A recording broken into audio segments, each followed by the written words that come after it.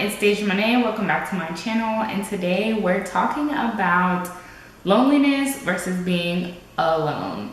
And this is an interesting conversation, but one that I think is truly necessary during this time. And as you see, I have my wine. This is some Martini and Rosy d'Asti. It's a pretty sweet wine, sparkling wine.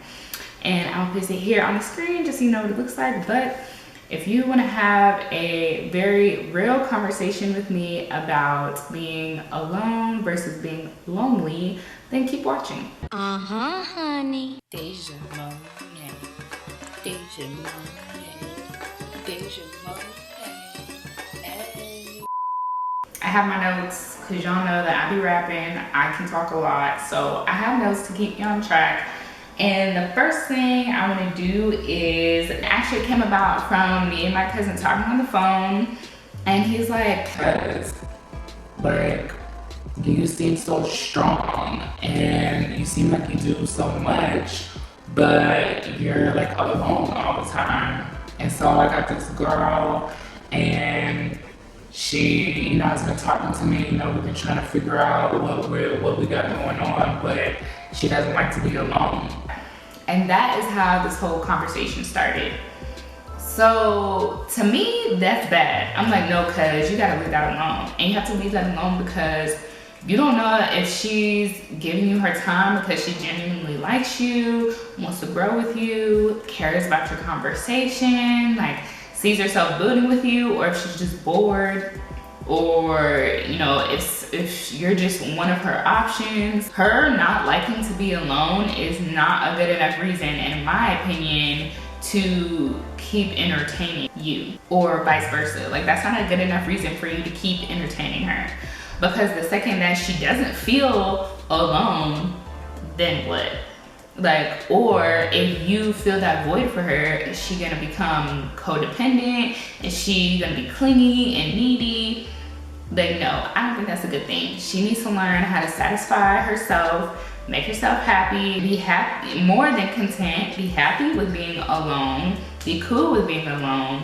And then within her happiness, she can go out and find somebody that will add to that, but not make it what it is in its entirety. Define alone and define loneliness. These are gonna be my personal definitions. Everybody's perspective may not be the same, but I'm just gonna tell you mine. And so I define being alone as you're by yourself, literally, or it could be figuratively, that you feel alone, in which you are living your life and it feels like no one else is around you. And most likely we've all heard the expression of, I'm in a room full of people, but I still feel alone. Or I'm in a room full of people, but I still feel lonely. To me, those are two very different feelings. But when you're talking about alone, it's just by yourself. I don't think it necessarily has to have a negative connotation to it, to where it's a negative feeling when you're alone versus when you're lonely. Just to directly define it, when you're alone, you're by yourself. When you feel alone, you feel like you're by yourself. There are secondary and even tertiary feelings that can go into that, but it's not necessarily negative. When you're lonely, that to me has a negative connotation, in which you're alone, but you're feeling lonely, in which you need someone with you because you're lonely while you're alone. Or even if you're not alone, you're feeling lonely, which means the people around you, their presence and the connection is either not there or not felt. So with that, to me, being lonely is negative.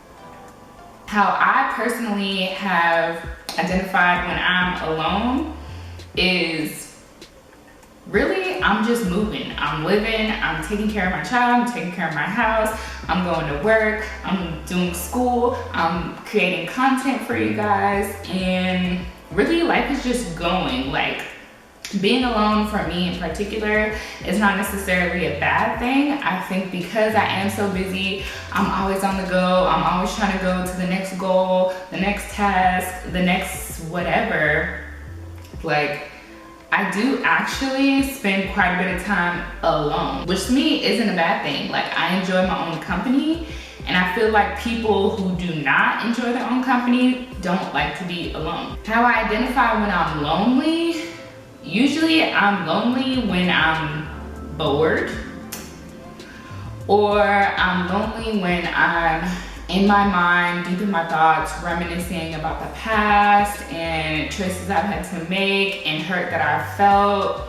And that's very periodic, but that loneliness doesn't hit unless I'm in a sort of negative, reminiscent state of mind. For me, the difference between being lonely and being alone is that when you're alone, you can be okay. You can be even content. I prefer to be happy. I want joy. I'm not okay with just being content in my day-to-day.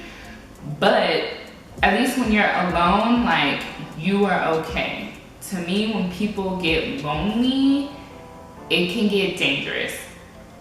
Whether that be, people getting to their lowest of low and being in a depressed state, or doing things you probably shouldn't do, like reaching out to that toxic ex or that horrible, friend that you used to have but will hit you back. When you're lonely, that's when you start reaching for people that you should probably leave alone. To that extent, I can say when I was bored, and I was lonely, I used to reach out and just start texting people or calling people that I knew I would get a response from, get some of that attention from, even if it wasn't necessarily something I knew was gonna go anywhere, even if I knew that the conversation was probably just gonna be null and boring, like, it's still attention. So even though it's not good, I still entertained it. Versus when I'm alone, like, I have too much to do. I got too much going on. I'm good with where I'm at. I'm not entertaining no foolery, no foolishness. Like, if you're not bringing something to me, like, if we're not moving forward, if we're not growing, if we ain't knocking these goals out together, what are we doing? In order to figure out for yourself when you're lonely or when you're feeling alone, you really have to self-evaluate. You really have to figure out why you're feeling alone, why you're feeling lonely, and how to fill those voids for yourself first. And then you can expect somebody else to maybe fill you up when, sometimes your own supply is low for yourself. So being lonely and being alone, you have to know yourself in order to figure out what your triggers are. Interestingly enough, I think for a while, I was lonely but didn't actually acknowledge it. So I wasn't paying attention to when I knew somebody was wasting my time. I'm like, okay, yep, you're getting on my nerves. We don't have anything in common. Like, we don't have mutual interests. You're disrespectful. Like, there's just certain things I was just letting go. But at that time, or with those people, I didn't acknowledge that, you know what, I'm really only keeping you around because this person over here that I could really be having a ball with isn't available. Or I'm really just keeping you around because you're giving me attention. And once I figured out that I can give myself that attention that I want and spend time with myself and love it, all that went out the window. Also, I noticed that once I started giving myself me time, self-care, self-love, then the frequency in which I felt lonely went down. Sorry that the lighting is so bad, y'all. I'm using natural lighting and the sun is going down. The last one I want to talk about is you also want to reach out to people that know you as well. We need to normalize having a conversation with people around us about mental health, where we feel we're lacking, where we need to self-evaluate. I feel like our loved ones have great insight into the things we may not see about ourselves if they're paying attention and if they are honest with you. I think having a candid conversation, especially during the holiday season, is really important. Even though September is Suicide Awareness Month, most suicides do occur in the holiday season. That's starting from anywhere near Thanksgiving to Christmas and New Year's. So that's why I definitely felt like this conversation was important to have. I hope this isn't triggering for anyone. I myself have lost people to suicide. So I definitely just want to have a conversation about it. Let me know in the comments down below how you identify being alone versus loneliness in your life, how you are able to overcome your time of being alone if you don't prefer it, or when you're lonely. And let's just have a conversation about it. We have to normalize being okay with being alone, because it definitely is not a bad thing and it doesn't have to be a bad thing, but I feel like society makes it a bad thing.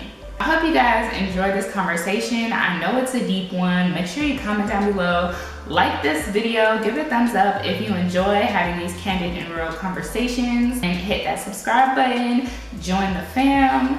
But until next time, much love.